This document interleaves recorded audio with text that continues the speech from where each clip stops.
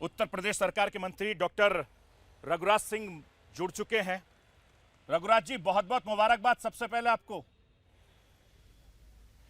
जी धन्यवाद। इस जीत को लेकर धन्यवाद, आपको भी बहुत बहुत मुबारक। आपको लड्डू खिलाने के लिए आऊंगा बिल्कुल सरफराज जी। आइए, बिल्कुल आइए, आप आइए, मैं इंतजार करूंगा आपका। लेकिन जिस तरीके की जीत और खासतौर से महाराज योगी आदित्यनाथ ने महाराष्ट्र में जो मेहनत की, लगातार रैलियां की आप लोगों की टीम ने, उसको किस नजरिए से देख रहे हैं आप?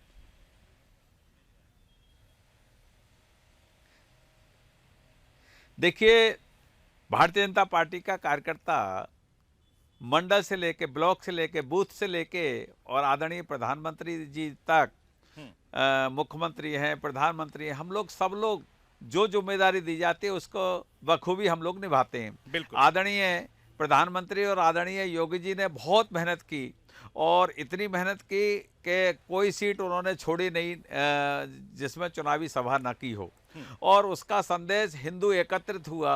जो हिंदू हित की बात करेगा वही देश में राज करेगा, वो नारा महाराष्ट्र में चल पड़ा। आदरणीय योगी जी ने वो नारा दे दिया। उस नारे का अब देखिए, ये जो अघाड़ी वाले हैं, अघाड़ी वाले सपना देख रहे थे क्योंकि अपने मार्ग से भटक गए। आदरणीय बाल ठाकरे जी जिस मार्ग पर चलते थे उससे उद्धव जी भटक गए, तो इसलिए इनकी पोजीशन होनी थी। तो इस कारण ये जनता का, जनार्दन का, हम लोगों का आशीर्वाद प्राप्त हुआ है, उसके लिए बहुत बहुत बधाई। महाराष्ट्र में चरण छू कर प्रणाम करता हूँ महाराष्ट्र की जनता को कि उन्होंने देश के प्रति अगाध प्रेम, राष्ट्र प्रेम और हम सब के आशीर्वाद के जो अभिलाषी थे, हम सब उनका बहुत बहुत धन्यवाद और प्रशंसनीय उन्होंने कार्य किया है भारतीय जनता पार्टी के लिए और देश के हित में। रघुराज जी, जिस तरीके से आपने जिक्र किया बाला साहब ठाकरे का, मुझे लगता है कि उद्धव ठाकरे, उनके परिवार को बाला साहब ठाकरे का थोड़ा सा अंश लेने की जरूरत पड़ेगी, क्योंकि जिस तरीके से बाला साहब की ठाकरे की राजनीति को हमने देखा, आपने देखा है, मुझे लगता है कि उससे वो भटक गए हैं, इसीलिए वो ओहदे गिर गए हैं। जी बिल्कुल भटक गए, अब भटक गए। देखिए, मुल्ला मौलवियों ने उन्होंने 18 मांगे दी थी, उन्होंने सबसे कई स्वीकार कर लिया कि हमारे इमामों की तनख्वाह बढ़ा दो, हमको ये कर दो, हमको नौकरी दे दो, हमको 10% आरक्षण दे दो। यानी उन्होंने 18 मांगे मानी तो महाराष्ट्र की जनता जान चुकी थी कि ये वोट के खातिर कुछ भी कर सकते हैं, ये बिक भी सकते हैं। इसलिए अघाड़ी वालों का आज जो हश्र हुआ है केवल इस कारण हुआ है। और संजय राउत तो आरोप लगा रहे हैं कि साहब ये तो अडानी ग्रुप ने मेहनत की है, भारतीय जनता पार्टी ने खेला किया है।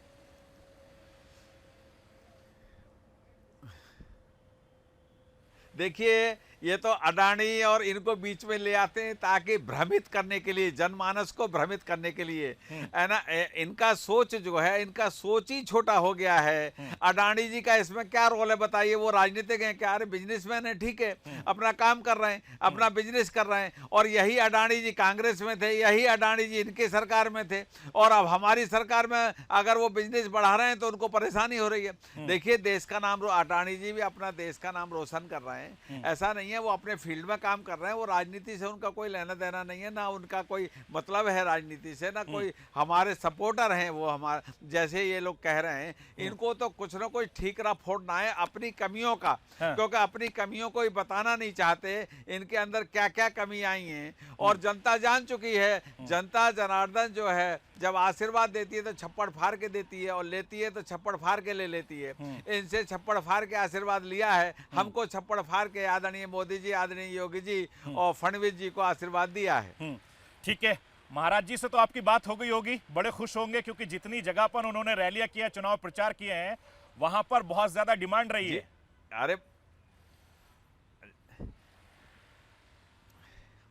महाराज जी हमारे बहुत मेहनती नेता हैं और हम लोगों के मुखिया हैं। उत्तर प्रदेश में भी आपने देखा है, जिस दिन से वो बने हैं, न चोर, अपराधी, डकैत सब उत्तर प्रदेश छोड़ के भाग चुके हैं, या ऊपर जा चुके हैं या जेल में जा चुके हैं। हमने और कोई रास्ता अपनाया नहीं है। और आज हमारी और आपकी बहन बेटी नोएडा से, दिल्ली से अयोध्या दर्शन करने जाए, काशी विश्वनाथ दर्शन करने जाए, मिर्जापुर विंध्यवासिनी के दर्शन करने जाए, प्रयागराज त्रिवेणी के दर्शन करने करने जाए, मथुरा के दर्शन करने जाए, तो आज किसी माई के लाल की हैसियत नहीं है किसी बहन बेटी की तरफ नजर उठाए। यदि उसने नजर उठा ली तो वो बचेगा नहीं, या तो जेल में होगा या ऊपर होगा। दो ही रास्ते हम लोगों ने अपना रखे हैं। तो आदरणीय योगी जी ने जो शासन किया है, उस शासन के अंतर्गत देखिए आज 32 लाख करोड़ के इन्वेस्टर उत्तर प्रदेश में इन्वेस्टर मीट में आए हैं, और जिसमें अभी कार्य भी प्रारंभ कर दिया है। पहले कभी आपने देखा 2.5 लाख 3 लाख बजट होता था, आज हमारा 8 लाख करोड़ का बजट है उत्तर प्रदेश का।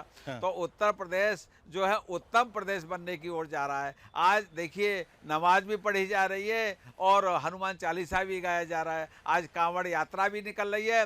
एक हिंदू मुसलमान का झगड़ा नहीं हुआ। आप बता दीजिए 2017 के बाद अखिलेश जी की सरकार में 32 बार हिंदू मुसलमान हुआ। ये लोग जानबूझ के हिंदू मुसलमानों को लड़ाना और अपनी राजनीतिक रोटियां सेकना, जैसे कि अभी देखिए वो दरोगा ने पिस्टल केवल इसलिए तानी कि सुरक्षा की दृष्टि से कोई बूथ कैप्चर न कर ले, लेकिन उसका उल्टा उदाहरण अखिलेश जी उनका सम्मान ठीक कर है। रहे हैं। मतलब पत्थरबाजों का सम्मान करेंगे, ये कश्मीर नहीं है कि पत्थरबाजों का सम्मान करोगे। रघुराज जी, जिस दारोगा जी ने पिस्टल तांगी थी उस सीट का क्या हालचाल है? जी देखिए सीट तो वो भी आगे है, हम जीतेंगे। लेकिन मुझे खबर मिल रही है कि वहां पर कुछ नजदीकी मामला हो सकता है।